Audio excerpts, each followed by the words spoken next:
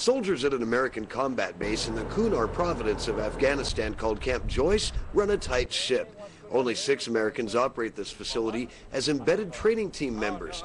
They train and fight with soldiers from the Afghan National Army. Snow Cap Mountain is, we've been hit with 107 rockets, been launched there.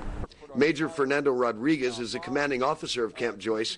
He works closely with ANA forces in coordinating the base mission, and he says it is not unusual for Taliban forces to use mortars as well as rockets when attacking their remote outpost. We've been here just shy of 5 months. We've had many missions. You heard him say over 400 missions.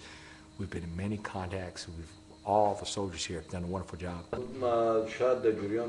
Sergeant Major Kemp Friend deals with the clash of cultures. Not only do the Americans and Afghans have to work together, but they also have to squash old ways left behind by a recent occupying army. We're trying to break the old Soviet methods that they've used. And the Soviet method had that lieutenant colonel completely in the dark until he needed to move. We're still working on the higher echelons to get that to work its way downhill. The damage that the Soviets dealt Afghanistan is still visible everywhere in this country. But backward ideologies left by the Russian communists are slowly beginning to fall into the background.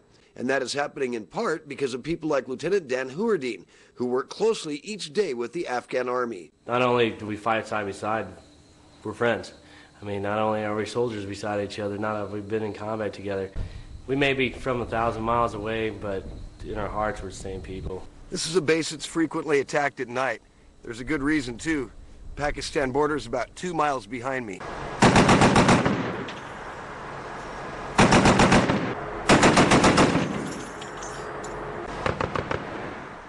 Around 9:45 p.m., American gunners laid into suspected Taliban positions.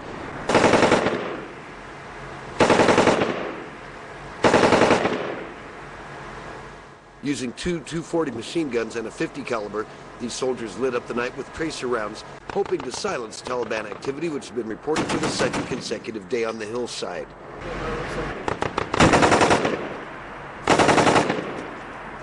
The Army team at Camp Joyce is on the verge of being replaced by a company of U.S. Marines. The base is named for Marine Lance Corporal Camp Joyce, who was killed here in June of 2005. Now his Marine brothers will carry on the good work of these dedicated soldiers.